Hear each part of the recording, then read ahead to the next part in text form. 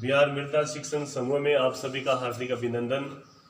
आज हम चर्चा करेंगे भाषा पे। हम देखते हैं कि मनुष्य उत्तरोत्तर विकास करता जा रहा है और इस विकास के पीछे कहीं ना कहीं हम ये कह सकते हैं इस विकास का सशक्त माध्यम भाषा है।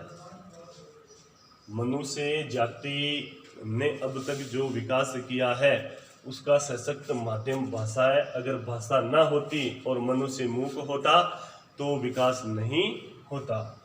हम देखते हैं कि इसे भाषा शब्द की व्युत्पत्ति कैसे हुई, ये कहाँ से आया। तो भाषा शब्द की व्युत्पत्ति की बात करें तो संस्कृत की एक धातु है भाष्य धातु। इस भाष्य धातु से भाषा शब्द की व्युत्पत्ति हुई है। हम ये कह सकते हैं भाष्य व्यक्तयाम वाची यानी व्यक्त वाणी भाषा है। मनुष्य के द्वारा व्यक्त जो बात या मनोभाव व्यक्त हो जाता है वो ही भाषा है। ये भाषा को लेकर ये कहा जा सकता है कि विचार व्यक्त करने या मनोभाव को प्रकाशित करने के साधन को भाषा कहते हैं। अब अनेक विद्वानों के अनेक मत है। हम देखते हैं एक दो विद्वानों के नाम देखते हैं कि भाषा को लेकर और उन्होंने किस प्रकार अपने विचारों को अभिव्यक्ति दी है।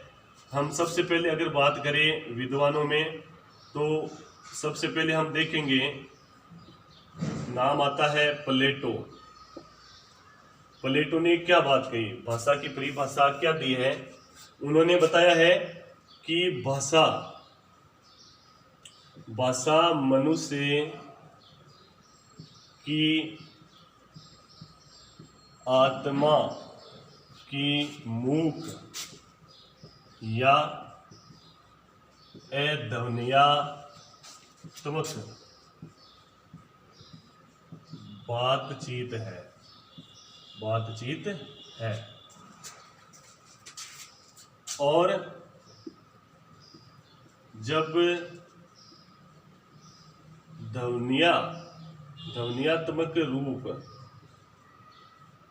है और जब ध्वन्यात्मक रूप से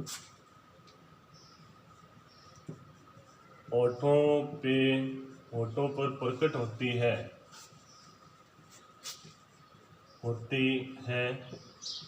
तब इसे भाषा की संज्ञा दी जाती है। भाषा की संज्ञा दी जाती है। प्लेटो ने कहा है कि भाषा मनुष्य की आत्मा की मूक या अध्वन्यात्मक बातचीत है और जब ध्वन्यात्मक रूप से होठों पे प्रकट होती है तब उसे भाषा की संज्ञा दी जाती है। प्लेटो ने ये कहा है। अब देखते हैं हम और विद्वान भर्तृहरि क्या कहते हैं। भाषा को लेकर इन्होंने क्या परिभाषा दी है समझेंगे हम। भर्तृहरि कहते हैं कि दो व्यक्तियों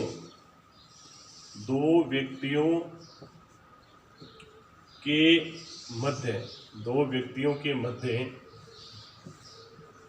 विचारों के आदान प्रदान के माध्यम को भाषा कहते हैं। भर्तृहरि कहते हैं कि दो व्यक्तियों के मध्य विचारों के आदान प्रदान का सशक्त माध्यम भाषा है।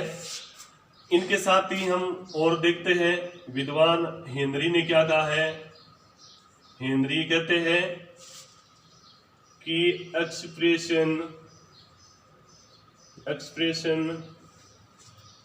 Of thought by means of speech sound. Bhartrihari कहते हैं कि expression of thought by means of speech sound तो अलग अलग विद्वानों ने भाषा को लेकर अलग अलग परिभाषाएं दी हैं, और भी कई विद्वान हैं। लेकिन हम अंततः अगर विचार करें कि भाषा की सही परिभाषा क्या होगी, तो ये कहा जा सकता है कि दो व्यक्तियों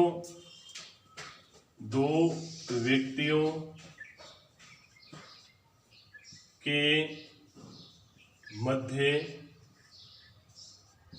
विचारों के आदान प्रदान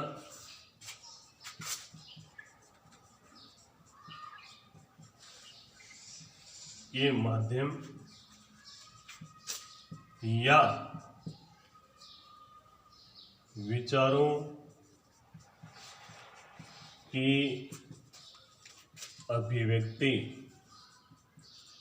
की अभिव्यक्ति के साधन को भाषा कहते हैं। साधन को भाषा कहते हैं। इस प्रकार हम देखते हैं कि अलग अलग विद्वानों ने अलग अलग बातें बताई है।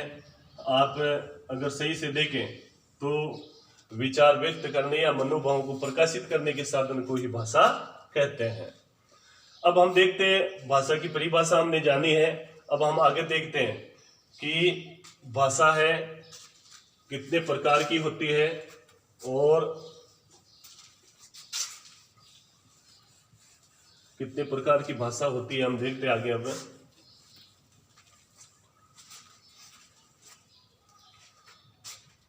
भाषा के प्रकार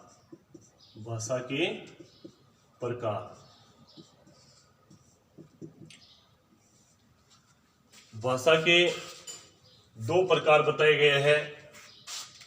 पहला है मौखिक। व्यक्ति जब बोलकर अपने विचारों को अभिव्यक्ति देता है तब उसे भाषा का मौखिक माध्यम कहते हैं या फिर मौखिक भाषा कहते हैं, जिसमें हम देख सकते हैं संवाद,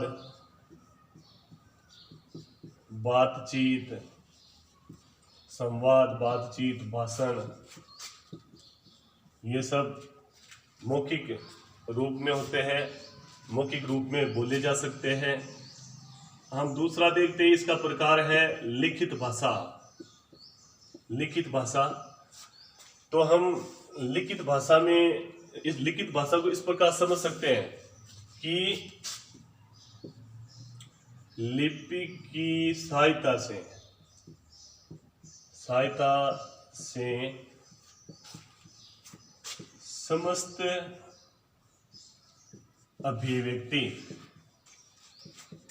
समस्त अभिव्यक्ति का माध्यम लिखित भाषा है।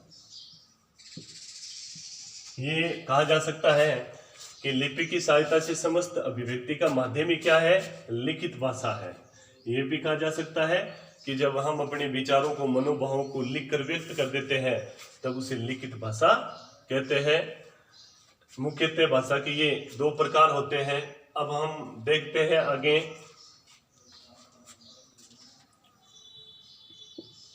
हम देखेंगे बोली। कई बार भाषा और बोली को एक ही मान लिया जाता है, लेकिन भाषा और बोली एक नहीं होती है, इनमें काफी अंतर होता है।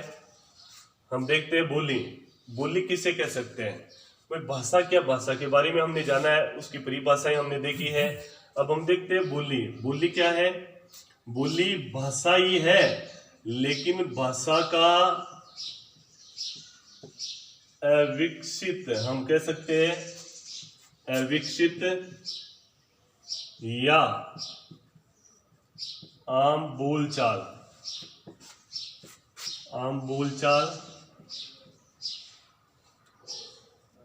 के रूप को बोली कहते हैं।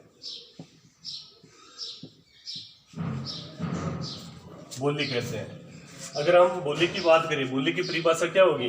भाषा का अविकसित या आम बोलचाल के रूप को क्या कहते हैं? या तो भाषा का अविकसित रूप होता है या फिर आम बोलचाल के रूप को क्या कहते हैं? बोली कहते हैं। अब बोली और भाषा में आप अंतर देख सकते हैं कि भाषा होती है, भाषा विकसित होती है, भाषा का अपना एक शब्दकोश होता है, उसकी अपनी एक व्याकरण होती है, लेकिन बोली है वो अविकसित होती है, उसका कोई शब्दकोश नहीं होता, उसकी कोई व्याकरण नहीं होती, खास उसकी शुद्धि पर कोई ध्यान नहीं दिया जाता है। क्योंकि ऐसा आप सुनते हो कि कोस कोस पर पानी बदले और 5 कोस पे वाणी, तो बिल्कुल सत्य है कि यहाँ अपने ये भारत देश है और भारत देश में आप थोड़ी दूर यानी थोड़ा सा अंतर हो जाए, थोड़ी दूर चले जाओ तो आपको अलग बोली मिलेगी। अब हम देखते हैं बोली अविकसित रूप है भाषा का। साथ ही हम चर्चा करते हैं अब भाषा की इकाइयों की। भाषा है, भाषा कौन सी इकाइयों से बनती है और किस प्रकार भाषा से हम अपने विचारों को अभिव्यक्ति दे सकते हैं या मनोभावों को पूर्ण रूप से व्यक्त कर सकते हैं। तो भाषा की इकाइयां देखते हैं हम। भाषा की इकाइयों में सबसे पहली इसकी इकाई होती है ध्वनि,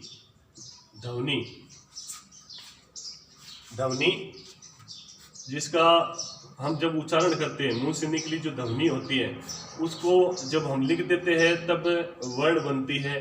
तो पहली इसकी इकाई होगी ध्वनि और दूसरी होगी वर्ण। और फिर वर्णों के समूह से क्या बनता है? वर्णों के समूह से शब्द की रचना होती है और जब शब्द को वाक्य में प्रयुक्त कर दिया जाता है या लिख दिया जाता है तब उसे पद कहते हैं। और फिर समस्त पद मिलके क्या बनाते हैं? एक वाक्य बनाते हैं। एक वाक्य का निर्माण होता है और एक वाक्य के द्वारा ही स्वतंत्र अर्थ या मनोभाव की अभिव्यक्ति हो सकती है। अब हम चर्चा करेंगे आगे।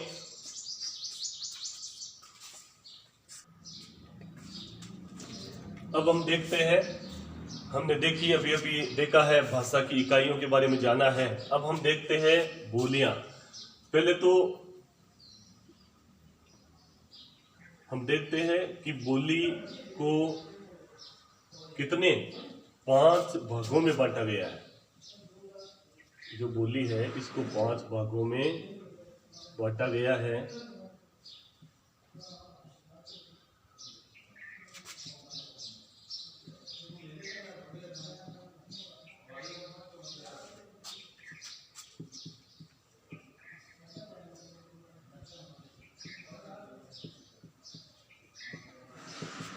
वो 5 भाग कौन कौन से हैं हम देखते हैं। जिसको कहते हैं पूर्वी,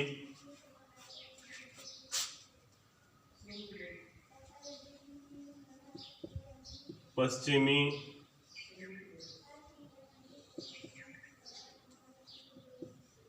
बिहारी, पहाड़ी और राजस्थानी।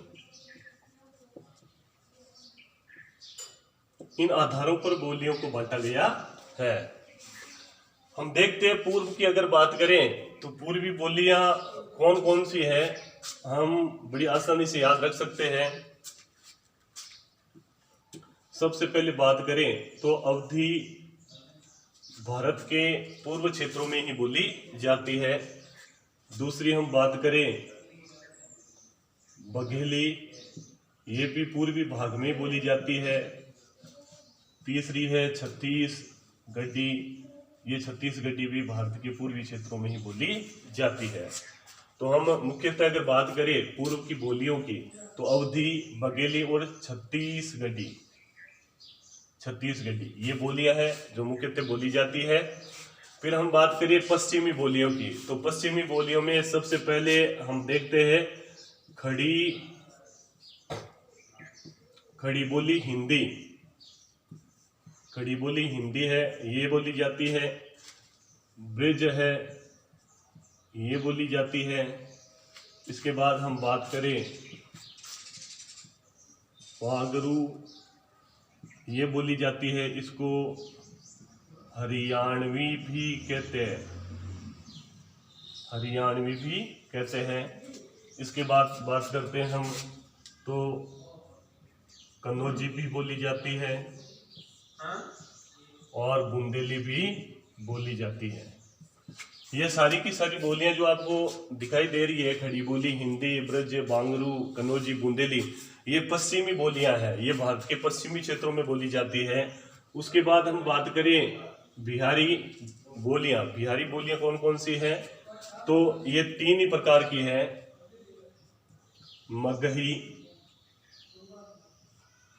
मगही है, मैथिली है और भोजपुरी है। ये बिहारी बोलियां हैं। उसके बाद अगर बात करते हैं पहाड़ी बोलियों की, पहाड़ी बोलियों में है कुमाऊनी,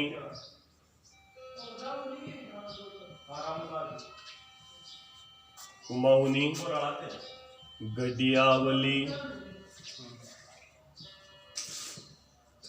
मडियावली, यह है पहाड़ी बोलियां।